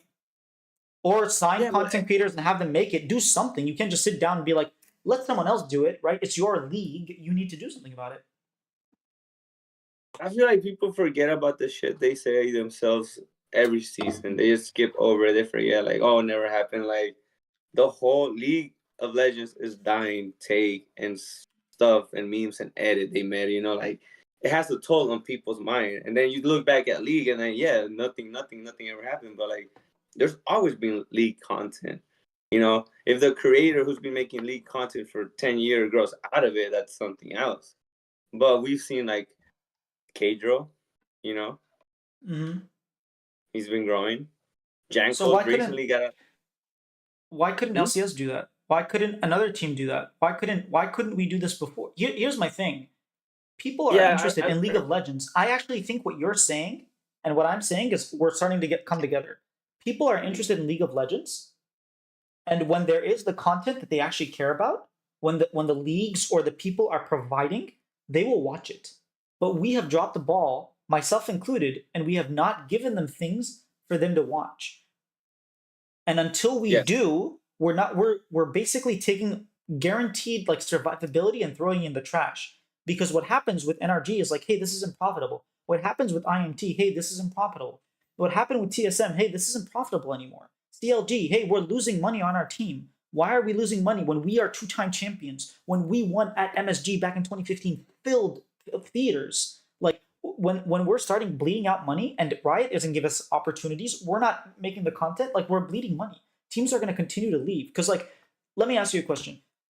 How often do you just, like, take money and throw it in the trash? Every time I buy a skin. Come on, you can't Great use that answer. Great example. answer. But after some What? time, teams get pissed at doing it. And, like, why are we buying the same skin and it doesn't Bro, even have, but like, if a the different team is chroma? tired of spending money, then because they suck, how is that our fault? They should leave as it's rightfully so. People were arguing for Immortals to leave year after year. Ever since I started watching League of Legends 2021, Immortals should get kicked. Immortals shouldn't be here. Immortals doesn't deserve this spot. They leave. Oh, we lost teams. We're losing teams. We're losing teams. Like, bro, we're losing the team that you guys were complaining about a year ago. Dude, EG was a champion. GG made it to Yeah, but MSI.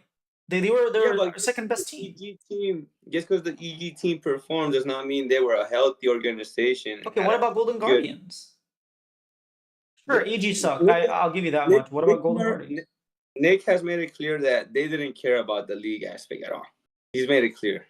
No, higher ups, yes. But why did they not Yes, care? exactly. Let me ask you a question. Why did they not care? Because they weren't good No, it's until not the because they end. weren't good. It's not because they weren't good. I'll Golden tell you Guardian why. was not good until the end. No, I'll tell you why they stopped caring, and I'll tell you why Dignitas stopped caring, and why like EG was just bad to begin with, like ever since they sold. But I'll tell you why these teams don't care anymore. It's because Riot made promises and said, "Look, we're going to grow so much. You're going to be getting so much money." That didn't happen. We didn't grow. We got smaller. Teams are bleeding money. There's only that much money that they're willing to throw in the trash every year, year after year. After a while, it's like, why am I throwing money in the trash? I don't like this. That's why they stopped caring. I feel like the fans should stop looking at the finances and what they do and just like focus on the game and how we act. You know, because we're always like I always see this. Look, I see this in Hotline League. I see this in every podcast. You know, the jungle. What's What the one? happened to the Summoner jungle? Didn't it Insight. stop? Yeah, Summoner Yeah, I Insight. think they follow the EU. See, Yeah. but things that like they're always worrying about what Riot's doing, how Riot's doing. It's like, why? Why take the time and complain about a company for 30 minutes and then the last 30 minutes of your segment talk about players and teams? I'll tell you why. That's a very good question. I love that you asked that question. The reason is it's because the decisions that have been made over the past 6 or 7 years, really since franchising, have made it so that our favorite players and teams can no longer compete. They can no longer exist in LCS. That's why Like who? we really care. Well, first of all, when you have less teams, you have less Mhm. players, right? Yeah. So all Right. of a sudden, you have players like Fudge on the bench because there's no spot for him. If we had two Bro, extra I teams, don't he would have know. a spot. Ever since I came in the league, I always thought Fudge was mid, and when he got kicked, I was happy. I don't know. You were That's just happy. me. There are people who are sad. Correct. Yeah, what I'm saying is there are less opportunity, there are less players. And like, why do the teams care about it? Because Okay, well, look, how long did Fudge play in that team of C9? 4 years, 3 years, right? 2020, 4 1, years. 2, 3, 3.5. Yeah, 3.5. How long do you prefer your players to be at a team when they're not winning? I mean, Blabber was there since 2018, so Right. But like, do you like that? Do you prefer that? it depends. It depends on situation, to be honest. Because Berserker, he was there for 3 years, and at the end of the video, he says, "I don't want to be known as the guy of one Yeah. team." Right? He wants to explore options. My thing is that Fudge was there for 4 years. Well, Fudge is Yeah, just an example. Like, I don't want to like harper too much on Fudge. Oh, Fudge is okay, just an okay. example. Yeah, there are other players like Licorice, for example, didn't get the start. Spica had a time where he didn't get to start. No, Like, but these are players that people what I'm care saying about. about Fudge, what I'm saying about Fudge applies to every LCS player. You know, like it's a how do I put it? Like, yes, like okay, I'm a 9 to 5 guy, right? I have 2 kids, and I work. Tomorrow I gotta get up at 6 in the morning, Oh, right? And I'm dang. not complaining about it. That's just my reality, right? It's a privilege to play for a. It's a privilege to do that as a living, right? Yeah. To be a gamer, to be a pro gamer. Like I'm a fan of them being a pro gamer, being good. You know, yeah, sometimes maybe your favorite player doesn't make that team or this happens over there, but like are we fans of like how much money Doric is making and how much money they're winning, or are we fan of the players or the teams? Well, the thing is, we're a fan of the players and the teams, but we can't be fans of players and teams when the teams are losing money, they're leaving, and then all of a sudden there's no LCS. What? The problem that happens is if this keeps continuing and the teams keep losing Mhm. money, they will leave. If they leave, then there will no be players. The players won't have teams to play on because there's no money. You can look. You can look at the rosters. Every team from LCS year one to today, teams always come and go, and always going to change. Every That's a region. problem. That's a problem. No, sometimes teams just don't win in the first place. Oh, I'm mad. I quit. No, no, Sometimes no. this player So doesn't so perform. I'm back out. back in 2013 to 2017, that was fine. Starting in 2018, these teams signed a contract. Like let's say you're at a job, right? And you sign a Mhm. contract saying that I will be I will be working for you guys for the next 6, 7 years. I think it was a 7 year contract, right? From 2018 all the way to 2014. You sign a contract and you have 10 employees that all work under this Mhm. one company, right? And then you look next year, and all of a sudden you only have six of them, and only two of the original employees are still there, and they're complaining that they're there. Does that tell you that that's a healthy environment that people want to stay in, that people are getting promoted, or does that tell you that it's maybe there's an issue with management and what's going on? Because It's it's not, hey, I want to come on. No, no, it's like, hey, I am no. bringing multi-billionaires.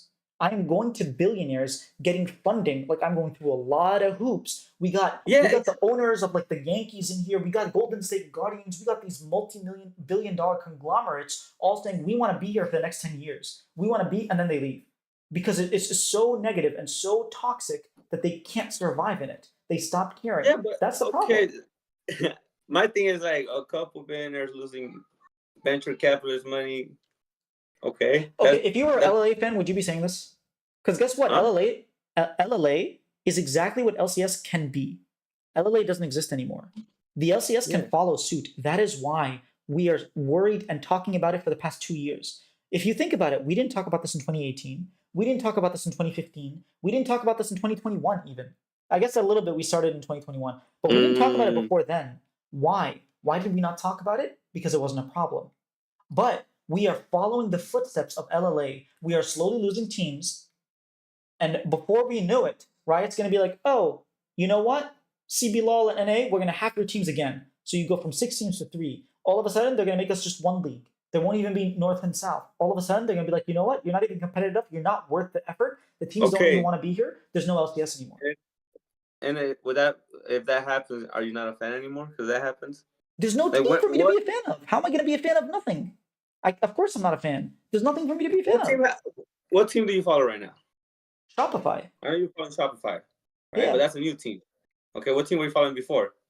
Uh, I was the Bjergsen fan, so I was TSM and then yeah, TSM mainly. When I came in 2021, everybody talked about B. Jerkson, Double Live, and how great and how good and how much they've accomplished and how much they did. And then they came in back to the league, right? And for 100 Thieves that one season. Yeah, And 2023. I don't know, I feel like the fact that they've always focused on these two players for so long and kind of ignoring like the actual talent. Agreed. It's I don't know. bad. I'm tired of seeing Double Live and Bjergsen all the time. Like to me personally, in my last 3 years of being a fan, they didn't accomplish nothing. That's You know, true. I agree like with you. people hate on Faker, but guess what? He's still winning. He's Yeah, yeah. still He's still there, right? There's something to show for. I agree with you, but that has nothing to do with if LCS doesn't exist anymore. I want the LCS to keep existing Well, because it the has things the like players. the LCS that has been existing for a while now, we haven't taken care of it the way we should have. So The we fans agree. included. We agree that we should take better care of the LCS so we don't lose it, right? Mm, That is yes. why you hear Monty and Thorin. That is why you will hear David and myself. That is why you will see on Hotline League people talking about teams' expenses and how much money they're spending. Is because we want to make sure that LCS doesn't do what LLA does and disappear. We just want the teams to continue existing. And the biggest problem right now isn't the players, it's the teams and like Riot. When the problem wasn't that, when the problem in 2016 was Noah Winston, we were calling him out. So it's kind of like identifying the biggest thing that's about to kill us, you know? It's like you might be feeling you have a little cold, but there's a shark chasing you underneath the water. You're going to be paying a lot more attention to the shark than your little like runny nose, right? And right Your now, house on fire, dude. or yeah, your house on fire. You're not going to be caring about a little bit of like a paper cut on your finger. So it's like, what is the biggest issue that we have right now? It is that the teams are losing money and they're leaving fast. Mm, It I might don't not know. seem See, like like, that to you. It might not seem like that no, to you, no, but I'm not disagreeing with you. It's just like that's just a very like. So what if they are like it's? because then we don't have LCS. I want the LCS to exist. You're right. If you don't care about the Why LCS, worry about that? Well, we don't even know if it happening, but like we do. We do. These teams, okay, they don't go out publicly, but behind channels, they get it communicated that 100 Thieves mhm, wanted to leave. They didn't want to mhm. stay. It's not good for them, right? But did they Uh, stay? well, I'm not. Maybe. I'll just say that. Maybe. I don't know. I saw something today about River signing again. That's why I was like, oh, shit, are they still here? Yeah, So maybe. We'll see. We'll see. But regardless, like NRG left, right? Immortals left, Golden Guardians, like e.g. TSM before, like TSM was the biggest team ever. They left. CLG, another huge organization, they left. The problem is Echo Fox left, had to sell Clutch, they left. Like all these teams are leaving. And that's great empires fall. it's not about no. So there's a difference between empires falling, like TSM back in 2020, they were winning. All of a sudden they stopped winning. That's Empire's fall. Team Liquid didn't win from 2019 to 2024. Empire's fall. That's one thing. Team Liquid leaving the league, even though they want to be there, but they just can't afford to because they're losing money is another thing. But Team Liquid doesn't lose money though. That's a bad example. They're the only league that's profitable, right? According to them. Take it with a grain of salt. Take it with a grain of salt. Everyone's gonna try to be profitable. I mean, no, but when you actually look at the numbers, I don't care. That's the thing. Like, I don't care about their pockets or their money. You know, like for me, you it's like don't. I want the LCS to exist. So I have to care because they made it my problem. You know, if they didn't talk about this, if they didn't go through different channels and be like, guys, we are losing money, we need to do something. Riot isn't listening to us. It's the teams that brought this up. They didn't do it like straight up, but they brought this up to the fans. Riot has shown us like month after month, they don't care about Riot. All right, the layoffs, the skins, the layoffs, the skins. Why do we worry about what they care about the LCS? They don't care about their own company. Like that's the thing that bothers me about Monty and Thorin. They're always talking about how Riot never did this about this allegation and that lawsuit. Okay, then why would you think they go further on and care about their little shit? You know, the little face from for skins and sales. All right. So if something doesn't work, do you not try to fix it? But there's a thing like it's not mine. It's we were giving this thing, right? And the thing that the fans or most of the people are doing are focusing on the negative stuff. Like me, I'm a fan, right? I want to watch happy stuff. But every other video, every other podcast episode is about where we head, what's happening, what's wrong, what can we fix. I'll agree with you there. I'll agree with you there. It's broken and we can't fix it. Ignore it. We can. How? We can fix it. It's very easy. Okay. We can, but us, like, they're not gonna hear us out. They don't care about this. As long as they hit the yearly. Okay. So you don't know about Riot. That's what you don't know about Riot. Riot cares about appearances a lot. Mm-hmm. They care a lot about appearances. That's why I know that it cares enough that it's not gonna allow LCS to die and stop existing. Maybe they might make it basically like on life support. Yeah, maybe not next year or two. But here's the thing. There are things that Riot has done because fans did not like or fans liked, and the teams know that. But Riot doesn't listen to the teams; they listen to the fans. So what do the fans do? They go to Monty, they go to Thorin, they tell them this stuff. They tell the fans. All of a sudden, all the fans, all the podcasts the fans listen to is this negative stuff. They get upset. They go to Riot, like, Riot, what's going on? And then Riot has to change it. That's why we're doing this whole loop. Does that make sense to you? Yeah, we're complaining to our boss, or oh, you should pay your employees this way, you should treat your employees that way. Like we're trying to tell them how to run their company when we're like, I don't know, I'm not an expert in that. Like, No, why do that we? that part that part I agree with you. Like, why are we so fixated on what Trindomir and all them? They're CEOs. They don't think like us. They're not like us, bro. I don't know, like you say, they try to maintain an image. I don't think they play League of Legends anymore. Right? That's my personal belief. Who knows? Yeah. Okay, and No, I like, actually I do know that some of them do. I do know that for a fact. right, but the people that are in charge of League of Legends are doing the best with what they can. You know, updates, patches, skins, and shit. Like the game is good or not? Is the What if game good? yes, but what if I told you that I'm not gonna make the hypothetical, but No, yes, no, say it, say it. no, I don't want to get myself in trouble. It's a little too Oh, close to reality. Yeah. oh, then how is that? It's not a lie then.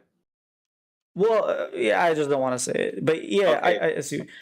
Here's another but thing that people have talked about, and actually someone brought it up in chat. I think Tutor Many is saying asking about tier two. We got rid of tier two. We're not gonna be getting the Masus, the Yawns, like APA, because tier two doesn't exist. Like, where are we gonna get these next players from? It's kind of what sad if to see, next? no? What if next year they create a tier two out of nowhere, out of a whim? Well, they said they're not gonna. Well, okay, that's what they Also, said, but like, why would? you can't just do it out of a whim because you're forcing the teams to do it, and the teams have to have like but like there's an agreement. They've signed specific agreements that stuff can't happen. So Mhm. But things are changing. Budgets are going down. Everybody keeps saying the thing. Like I hate, like people say one thing and they ignore what they're saying. Like if everything's changing, we don't know anything of what's gonna happen next year. The way I see it from outside perspective, disregard, ignore the league. On my day to day watching YouTube, you know Ludwig, yeah, I know Ludwig. you've been watching his little YouTube I mean, I guess challenge about reaching plat or whatever. Plat, yeah, he wants to reach plat as a jungler. All right. He's doing a whole stream right now and he's gonna dedicate 2 weeks, 8 hour streams to grinding with another content creator known as Sea Dog V8. I don't know if you heard about him. I heard, but He's a I've never Japanese actually watched any anime. of stuff. Thing is that like the league interest, in my opinion, is still here, and it's just gonna Agreed. keep growing. Okay, I don't know if it's gonna and keep growing, but it's still here right now. I feel like we're going to a little bit of a renaissance, right? You know, we went through our Black Plague. You Yeah. know, shit died, people left, bad things happened, and we're slowly, you know, we got Masu, we got APA, we got Jojo. We lost him, but how good is he gonna make LCS look? Okay, You mean LEC? Oh I yeah, mean, LCK LCS because he's gonna stomp them. Yeah. Yeah. exactly. Okay, if Jojo, who was on Cloud Nine, what they made what fifth, sixth, something, They were fourth. right? Is beating or I don't know. I think Jojo's gonna be number two, number one. It's gonna say a lot, you know. It's gonna say a lot. It's gonna help us. We can't really talk about what's gonna happen next year because we don't know. Like you said, they haven't released any information. Well, when we say we don't know, Well, the fans, the public. yeah, but the teams already know. So Oh yeah, they do. yeah, those decisions have already been made, as far as I'm aware. Bro, don't be a David Downer. I'm not being a Debbie Downer. Like, I legit heard that the Riot and the teams already agreed. I'm not saying anything bad or good. Hmm. I'm just saying the decision has been made. They just haven't announced it. Okay, but you think this was a good year for LCS? Oh, absolutely. Was last year a good year for LCS? 2023? Not really. No. No, not really. Are you talking about like the LCS at Just Worlds at or the the LCS in the at the end LCS? of the year. At the end of the year, you know, was it a good year I don't think so. with No. everything? No. The only good thing was NRG beating C9 and making it to quarters, but like the rest of it, not really. So overall, And I'd then say this, no. This year was much all right. better. Yeah, this year was much better. I'm much more happy and confident with like the LCS this year than last year. I believe we're gonna have a good year, dude. I don't know. Me The too. way fuck you. Okay, putting the negative aside, the way they started editing videos and promos for LCS, Oh, completely agree. the way the teams got invested, the way the new podcast episodes came out, the talking. Oh yeah, I loved it. The pros, like I said, this year was great. But here's More my question. How are we going to make next year even better? Because that's what I want to see. I want to see the LCS keep getting better. We win. Fuck it. Then we start performing good at MSI. I We don't think start that's we the only start caring thing. about it. I don't think that's the only way. I think we can do better with Well, no. content for sure. I think that teams can have like streaming requirements. I think I, as a content creator, like other content creators, we can do a better job of covering the LCS. Like I think there are actual like things that we can do to make the Yeah, general maybe. interest besides like how well we do internationally. Because for example, CBLOL is way bigger than the LCS. They don't do nearly as well. LEC don't do nearly as well at Worlds. They have a much bigger audience. So like, regardless of how well we do, we can still grow, right? No. We should stop that regardless. No, we should start caring the way we cared about our placement this towards the end of the world. We should start caring about MSI. We should start caring about EWC. Because if we look good at a global scale, we're gonna look good all the time, regardless of how bad we do on our season. I disagree. We have nothing to go for. There's nothing to speak for of N8's greatness. Maybe a little pop. Is that off the fight only here and reason there. you're a fan of a team? Are you a fan of sports? No. Are you a fan of Maybe. any other like team activity? No. Just LCS? No other video game? Yes. I was a fan of what do you call it? I guess the CW, the Call of Duty World League. Oh, right? Are you a fan of Optic? Well, yeah, back then, yeah. Okay. How often did Optic win? Well, at first they were winning all the fucking time. Well, no, at first they weren't winning anything, and then they started winning, and then they kept winning, right? At first they were just like guys doing trick shots on YouTube. So Yeah. regardless of whether they were winning or not, they build a fan base. Yes. And then when you build a fan base and start winning, oh my god, you killed it, right? Okay. That's what we should start doing. Look, that's the thing. Like, you keep talking about fan bases and the teams don't care and they don't take care. But like, besides, I didn't say that. Well, earlier during the whole conversation, like, point is that how to care. Like, the teams don't care about the fans. I was saying that, right? The teams don't care about the fans, the fan bases, but teams leaving. But out of all the teams that left, which one had a big fan base besides TSM? TSM, CLG, NRG wasn't small, that's for sure. Golden Guardians wasn't that great. EG was big. Yeah, but they were fan of the players, right? We were fan of Inspire, Impact, JoJo. Maybe we lost Danny, but we still have Vulcan. We have all the players here. I think there was something about that team as well. Like people just genuinely enjoyed that team. So here's the thing: players make fans of teams, and teams make fans of players. So like there is some overlap, like you're saying, but still, like people were fans of EG even after everyone left. Yeah, but I don't think because EG left, that was like, oh, we lost a large chunk of our fans. TSM was the biggest fan base. Like if we're talking about just size, TSM was the biggest fan base. But like, how old is the average TSM fan? Does it matter? Yes, I think it does. Probably around my age or your age. Well, that's the thing. Like, how long can a person afford or even have the ability to be interested in a video game and follow leagues day to day? Until you die, really. Depends on how passionate you are about it. Right, but the average fan, is not as passionate as I guess we are. Even okay, I might not be an average fan, but the fans that like my friends who are average fans, they last for years. How old are they? Around my age. They're all married and have like 1 or 2 kids and like around our age, and they still they don't watch as much, but they don't watch all the LCS games, but they watch the LCS games of the teams that they like. But now the teams that they like aren't even there. I don't know. I feel like these TSM fans and these old fan bases that people care about, like I feel like they outgrew the phase there. Okay, the game. sure, but again, I'm not actually trying to go back to that conversation. What I'm trying to say is, and I do want to like hop off soon because it's kind of getting late at where I'm at.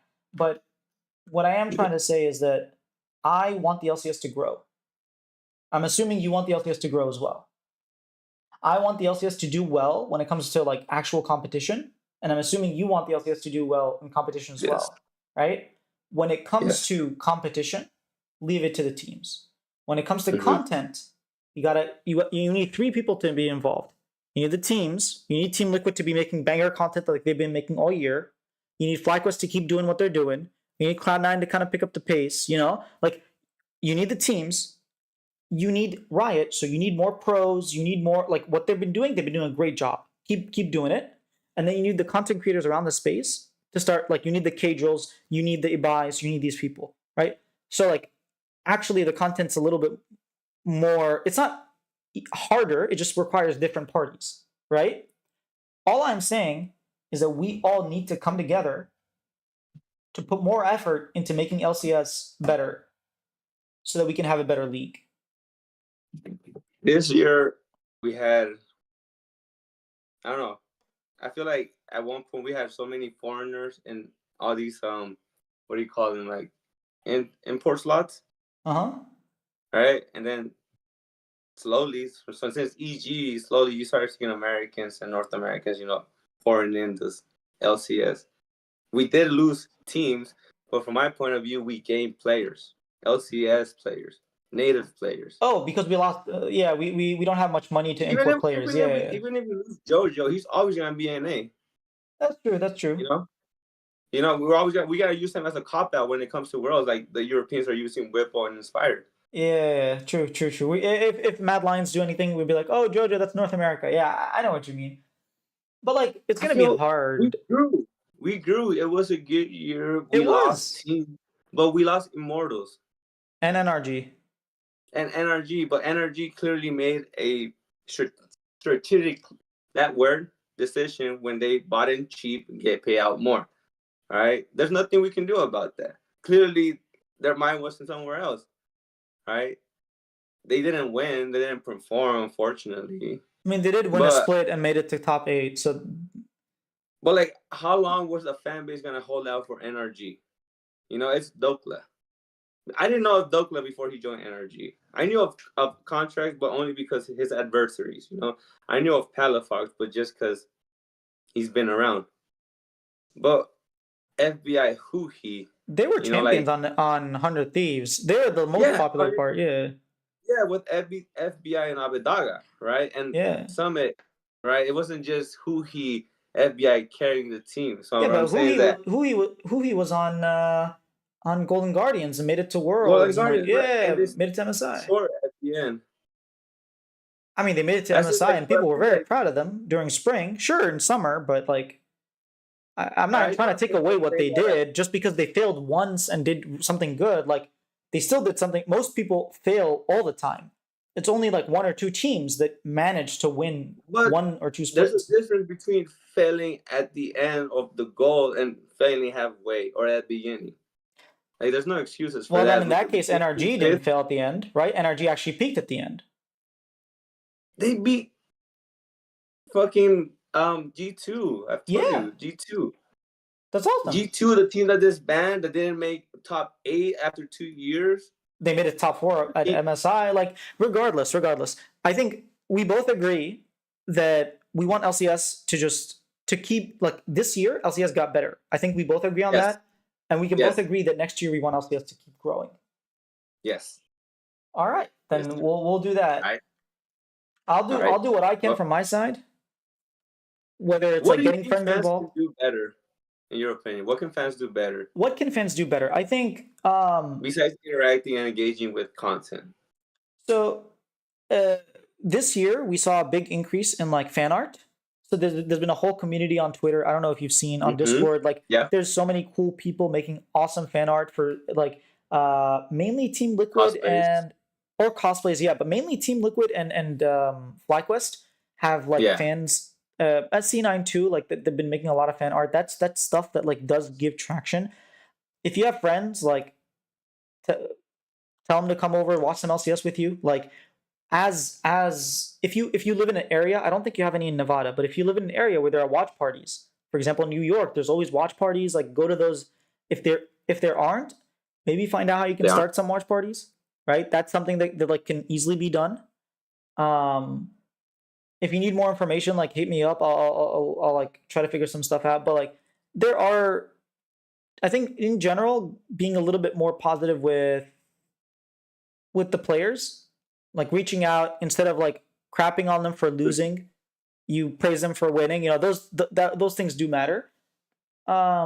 Overall, it makes like a better environment for players, for streamers, for like content creators, for everybody to just thrive in. You know. Okay. All right. I'll try to pass the word. All right. Well, thank you for having me. It was Thanks for fun. coming on. It was Yeah, it was. interesting. It was Uh, interesting for sure. you have a very specific view on. I think I'm way more positive about this than you are. But I you've been think here longer than I have, I think. yeah, it's not just that you're more positive. I love your positivity, by the way. Don't get me wrong. I just think that sometimes you can't just like close your eyes and pretend the problem ain't there. Like you were saying earlier, like if it's broke, who cares? Like, no, you gotta like fix it. I'm an engineer, so like for me, if I see a problem, I gotta fix it so that I can keep going, right? You fix the problems that are presented to you, though, right? You're not really allowed to fix problems that are beyond your, I guess, Well, I jurisdiction. I think this is a problem I can fix. That's why it's a big problem, but I think I can fix it. So, I like that about you, though. Fuck yes.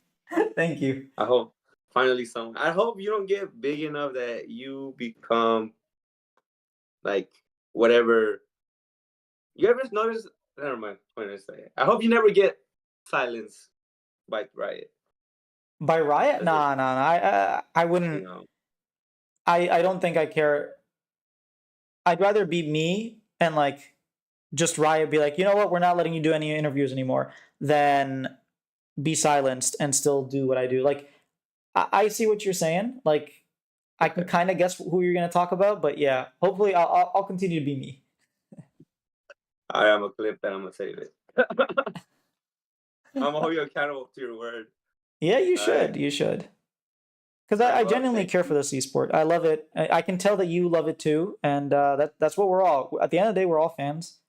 Um, No, I'm glad you came in. I'm glad you came back season after. I thought you weren't gonna show up again, but you did. And I will yeah, be here. I you will made be here. I will be fighting with like I will try to give my soul for the LCS because I love it. your interviews, your insight on the players. Thank you. And if I could just say anything, you know the way Don Jake asks goofy questions, at least one or two. Uh-huh. You know how he does a little I hate what he narwhal. does. I hate what he does. Okay, yes, no, I'm no, not a he takes fan. it too far. He takes it too far. But when he asks that one meaningful question, like TN, what makes you so stoic? Yeah, You know, okay. I have tried to be a little bit more meme. If you notice, like with my Yahoo interview, I asked him about like the TikTok dances, and I asked him like some meme questions. When I with Zeus, or not Zeus, with Owner, I told him like I asked him about his Taekwondo. Like I messed around with him a little bit. So I that's good feedback. I will try to be a little bit more meme. But for God, LCS players. I hate that stuff, man. I really do. Like for me, if I'm getting an opportunity to talk to No, no, no, I LCS, don't mean me. I mean as serious questions, as more than what do you think about that series, or what can you do better, or how can you overcome? Like, hmm, yes, we kind of know how get better, get good.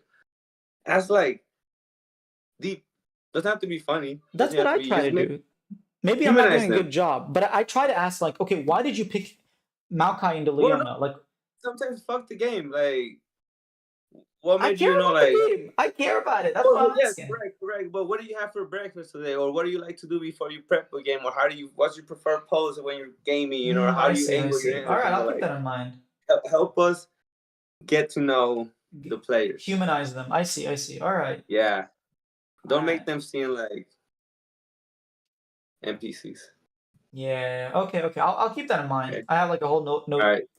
thing that I take notes. Well, Appreciate the that's feedback. it. Always, if you want to hit me up with feedback or whatever it is, like everyone that's I watching, if you will. ever have feedback, just let me know. I will think about it. I appreciate you Yes, coming sir. on, man. All right. Thank you, Cloud City, for having me. You have a Take good care, night. man. Good night. Bye. All right. La do do. properties. Um, Nader Ahmed says, "Would you ever move out to LA for an in-person event around playoffs?" No, oh, not move out, but visit. It depends. I mean, it's kind of expensive to move out, but if I can, I would love to. Um, but like I would need some sort of sponsor or something, and I'm way too small right now. Maybe in the future, like if I grow, then I would absolutely do it. But right now, I'm just a tiny little YouTuber. Um, but yeah, like I'm definitely down to like do live interviews. That'd be really cool. That's like another step. I'm already like super grateful with everything that's happening to me, like Riot allowing me to do interviews remotely and just like the whole experience of being able to talk to players and chat with them and like troll with them and it's really cool. And it'd be cooler if I could go in person. I'd love that. Fly high. Hey, Ibukurim. I think C9 is the most profitable, or at least close to breaking even. Last I heard, I don't know that they did, but maybe. From my understanding, they lost a lot of money, but they always try to like show off that they make money. But from my understanding, they were in the red, because they had to like dig deep for JoJo. Bro is starting his own league. Yeah. So I don't know if you're still here, tutor of many, but or tutor. Wait, Turtov many. Oh, I completely misread your name. My bad, bro. Yeah, I think tier two is like in a very peculiar place where if the teams aren't supporting it, it might die off. And like players who could be really good players in the futures, like Surdy, like for example Tenacity, like we could have had Busio, like Five Fire retired, Copy, like all these players retiring is bad. I don't know. I don't know what we do. I think you mentioned a team. Boston Busio showed we should have more incentive for younger players. The problem with tier two is that it's just not affordable. Teams are already losing money just having their tier one team. If you have to add expenses for a tier two team, like you're just going broke. So once we have like a little bit of a more breathable ecosystem, then I think it makes sense. And you see a Zyko mixture, up and coming talent, Sushi as well. I'd love to see Yuji on a team, that's for sure. Um, I think Yuji's cool. He played quite well. Uh,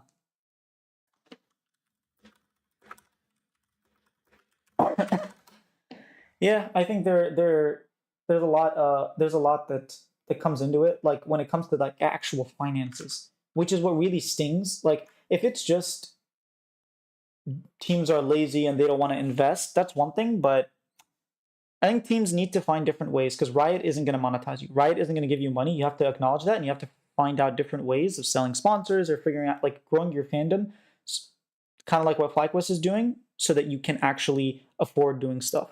Um, which comes back to creating content. You create content, people watch, sponsors give money. Sponsors give money, you can afford to build better rosters and build academy and like get the next tier 2, tier 3 players that will become the next Masu, Busio, Doublelift, Bjergsen. Like these players don't come from nowhere, they come from somewhere. And so I've always been an advocate of teams like taking responsibility and saying screw Riot, or like not screw Riot, but like forget whatever Riot's doing. We're not going to worry about that. We're going to figure out how to be profitable on our own. Optic did that, and Optic is like wildly successful. And I think more teams should take the Optic approach. It's hard. It is very hard. Pagoda carrying the LCS, hell yeah. It is very hard to take that approach, but it's the only method I know that all 8 teams, every single LCS team can do. Every other way like is not translatable to other teams. Content is the only way that is transferable to every single team. And until we see that, who knows what's gonna happen? But anyways, this was a fun stream. I should do it more often. I like taking like community members and just chatting with them because at the end of the day, we're all one big fan base, right? Of the LCS. So maybe in the future I can get Igor Kudim. I know you're always here. Or it doesn't matter who it is. I know I've had like Russell and Space so far. It's fun. Yeah, you guys should come through whenever. Especially in the off season, there'll be like a lot of time for me to talk and just like go back and forth on whatever topic you guys enjoy. Jojo, APA, Busio, Masu, Tenacity. This is the rebirth. Hell yeah. Sniper as well, yeah. Sniper, Meech, Tomo, like XU hopefully makes it. We got a lot of cool players. But yeah, that's it for me. I got a keen interview. I'm not sure it's gonna come out tomorrow or the day after, but I do have a keen interview that's coming out. And it should be cool. I think I nailed a really solid title and thumbnail for it.